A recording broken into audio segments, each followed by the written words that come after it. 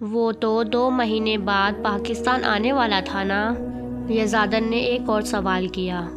جی سر، میں نے اپنے آدمی ہر جگہ پھیلا رکھے ہیں۔ اگر وہ ایئرپورٹ کے ذریعے آتا ہے تو ہمیں وہاں سے بھی اپڈیٹ مل جائے گی۔ کبیر نے آرام سے جواب دیا۔ ٹھیک ہے، تم جاؤ اور کسی کو بھی اسٹڈی روم میں آنے مت دینا۔ اوکے سر، کبیر نے کہا اور باہر کی طرف چلا گیا۔ یزادن نے اسٹڈی روم کے ایک ڈور سے اپنی ماں کی ایک تصویر نکالی اور زمین پر بیٹھ کر اپنی ماں کی تصویر دیکھنے لگا۔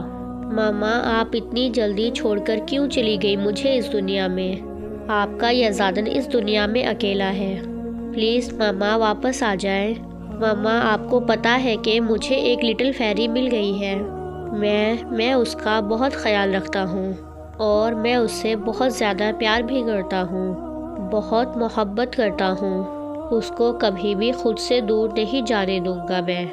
ماما، آپ کو پتہ ہے ماما، وہ بالکل بچی ہے، بچوں کی طرح ضد کرتی ہے، بچوں کی طرح اپنی خواہش منواتی ہے، بالکل اسی طرح جس طرح بچپن میں آپ سے ضد کرتا تھا۔ یہ سب باتیں کرتے ہوئے یزادن کی آنکھوں سے ایک آنسو نکل کر تصویر پر گرا۔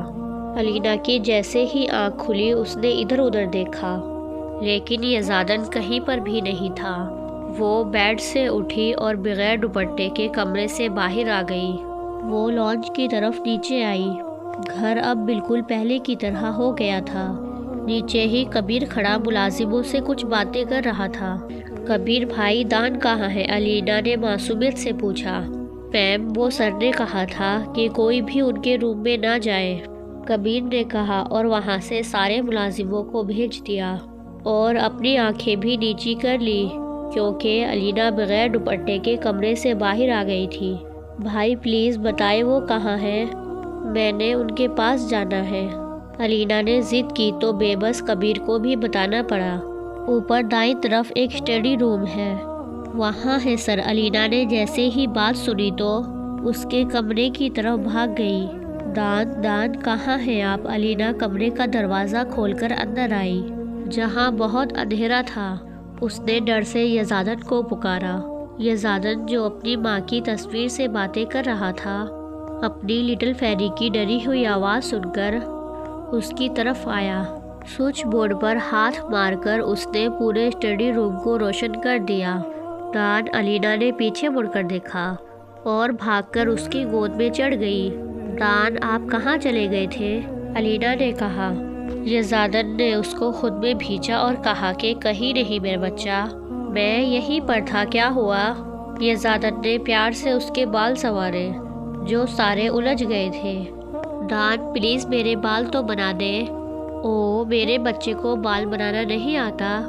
نہیں دان، اماں بناتی تھی، اب تو وہ ہے ہی نہیں۔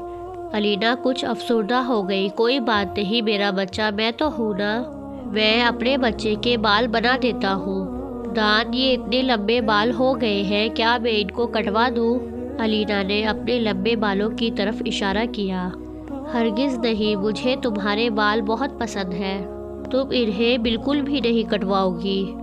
یزادن نے تھوڑا غصے سے کہا۔ ٹھیک ہے دان، نہیں کٹواؤں گی، اب آپ بال بنائیں میرے۔ اوکے، اترو، کمرے میں چلتے ہیں، یزادن نے علینا سے کہا۔ نہیں دان، ایسے ہی لے کر جائیں، علینا نے بچوں کی طرح کہا اور لانچ کے ڈور پر یزادن کے لب پر اپنے لب رکھ دیے۔ دیکھو نا دان، میں کتنی اچھی ہوں، ثواب کا کام کرتی ہوں نا، علینا نے معصومیت سے کہا۔ ہاں، میرا بچہ بہت اچھا ہے۔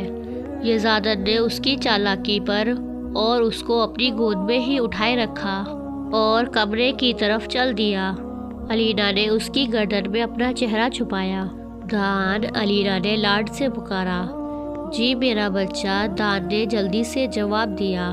دان، مجھے نا بہت بھوک لگی ہے اور میں نے نا بریانی کھانی ہے۔ علینا نے اس کی گردن میں چہرہ چھپائے اپنی بات کی، جس سے علینا کے ہونٹ یزادن کی گردن میں ٹچ ہو رہے تھے، جو یزادن کے سوئے ہوئے جذبات کو بری طریقے سے جگا رہے تھے۔ یزادن اپنے کمرے میں داخل ہوا اور علینا کو نیچے اتارتے ہی اس کی گردن پر اپنے نرم ہونٹ رکھ دیے۔ دان دان پلیز دور ہو، پلیز دان۔ الینا کی سانسیں بری طرح اوپر نیچے ہو رہی تھی۔